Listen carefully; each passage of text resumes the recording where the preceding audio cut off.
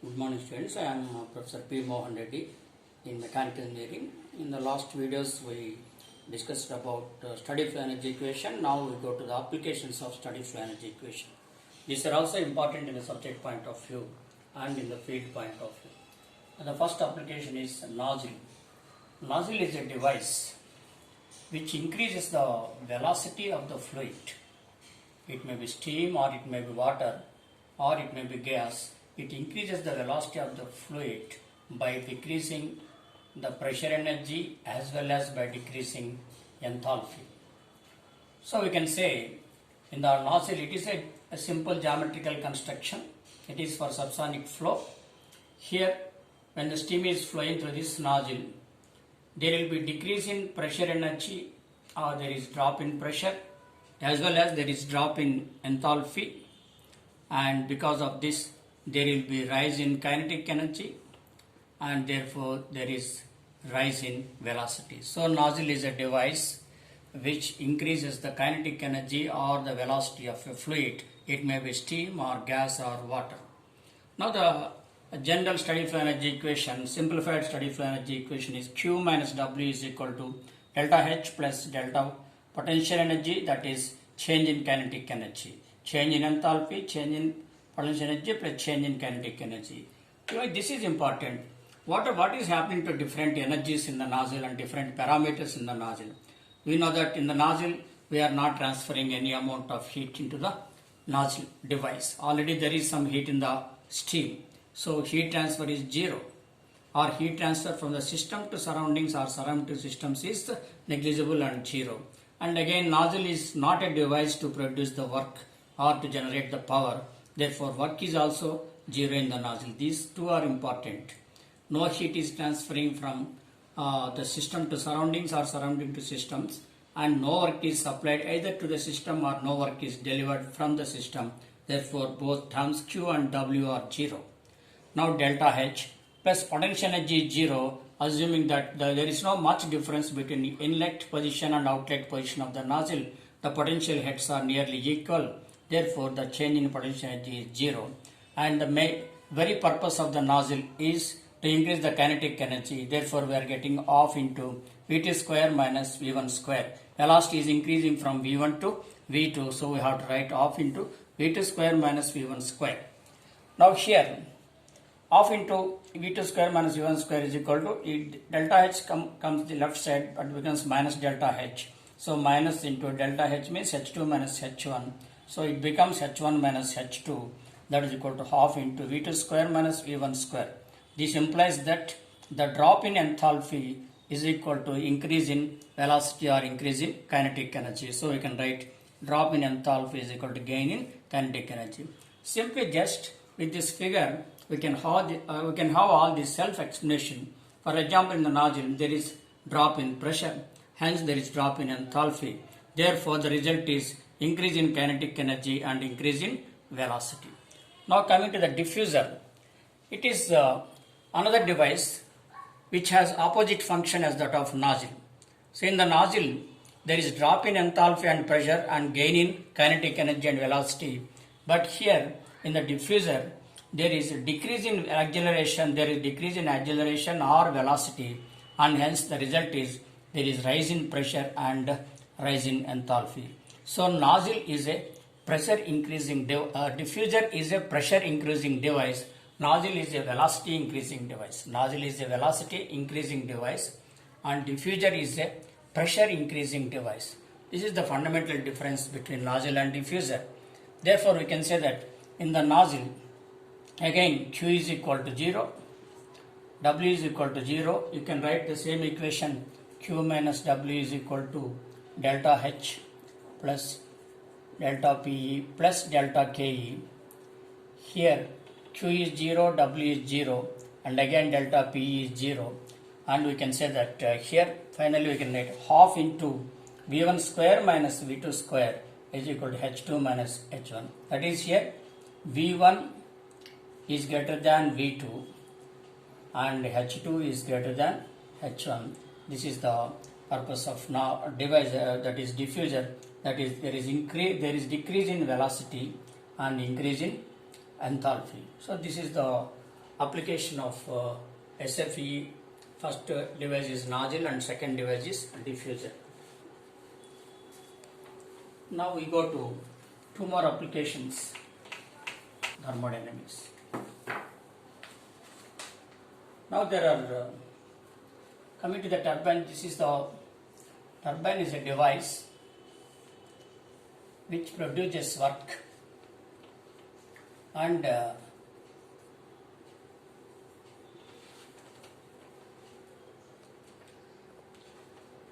so here in the turbine, heat transfer is 0, Q is equal to 0. So in this equation, Q minus W is equal to delta H plus delta PE plus delta KE. You can say that here that delta PE is also equal to 0 because Z1 and Z2 are at the same level, and again here heat transfer is 0, and you can say that turbine is only work producing device by the drop of enthalpy. Here delta KE is also equal to 0. Remember that here the steam which is expanding on the blades of the turbine, steam is having negligible kinetic energy. Therefore delta K is equal to 0. Someone will get doubt, because here we are getting the turbine blades are rotating at higher speed, means they are producing mechanical work. Don't get confusion. The mechanical work, higher rotation of the turbine blades is the velocity. It is higher rotation of the turbine means that is rotational work. That is nothing but work developed by the turbine. And here delta K is 0 means this kinetic energy of steam is 0. So that is the difference between why we have put kinetic energy is equal to 0, but there is work delivered by the turbine, and we have delta P is equal to 0. Therefore, at the drop of enthalpy, we are producing work. That means enthalpy is decreasing from H1 to H2. Enthalpy is decreasing from H1 to H2. So here we get this is Q minus W, or delta H is equal to minus W, or we can say that W is equal to minus of, here minus W, delta H is equal to minus W, therefore W is equal to minus of delta H, that is equal to minus of H2 minus H1, that is equal to W is equal to H1 minus H2. That is, work is produced with the drop in enthalpy. So we can say that in the nozzle is a device in which drop in enthalpy is equal to work produced or work delivered. This is the purpose of turbine. So again, coming to the compressor. So again we write general study for energy equation, Q minus W is equal to delta H plus delta potential energy, or that is delta Ke. And again the compressor is a device. The purpose of it is a pressure developing device. Compressor is a pressure developing device. And again here Q is equal to 0. There is no heat transfer in this system or no heat supply. And again here work is done. Work is supplied to the motor of the compressor. Therefore work is done on the system. And again Z1 or Z2 are at same level. So delta P is equal to 0. So we can say that here we put Q is equal to 0 minus W, because work done on the system is given the sign as minus W. In the equation there is already minus. It is work done on the system, therefore the negative sign is given. And again that is delta H, and P is equal to 0. No question of any kinetic energy in the compressor, and therefore W is equal to delta H. That is W is equal to delta, that is H2 minus H1. So here work is done on the system. Because of work done on the system, the enthalpy is raised from H1 to H2. Enthalpy is raised from H1 to H2. Work is done on the system. In the turbine, as the enthalpy H1 is dropped to H2, as the enthalpy H1 is dropped to H2, work done by the system, Here, because of work done on the air or on the system, enthalpy is raised from H1 to H2. Remember that turbine is a work delivering device or work generating device. Compressor is a work consuming device. Here the pressure is increased. Here the pressure and delta enthalpy are decreased. So this is that symbol of turbine is also here. This reduce in volume, it indicates reduction in volume and rise in pressure. Here in the turbine there is expansion of steam or expansion of gas. Because of expansion of gas, the symbol is like that. The symbol is given like this. Because of expansion, there will be more increase in volume. There is more increase in volume and decrease in pressure. These are the basic conventions of the turbine and compressor. So this is about the application of second law of that is steady flow energy equation. Now we go to second law of thermodynamics. Just I will give you the difference between first law and second law. I will give the introduction of first law. Say in the first law, say heat is supplied Q and work is done. This is simply, it is the first law. That Kelvin-Planck statement of second law, or simpler we can go to the second law. Say I will explain it. Kelvin-Planck statement. It says that there is a heat supply of Qs and a work done W by the system and some heat is rejected. Now here you can observe the figure 1 and figure 2. In the figure 1, it is just simply saying that heat is converted into work. But how much amount of heat is exactly converted into work and how much amount of heat is going as waste or rejected is not mentioned in the first law, which is the limitation or disadvantage of the first law. I will repeat.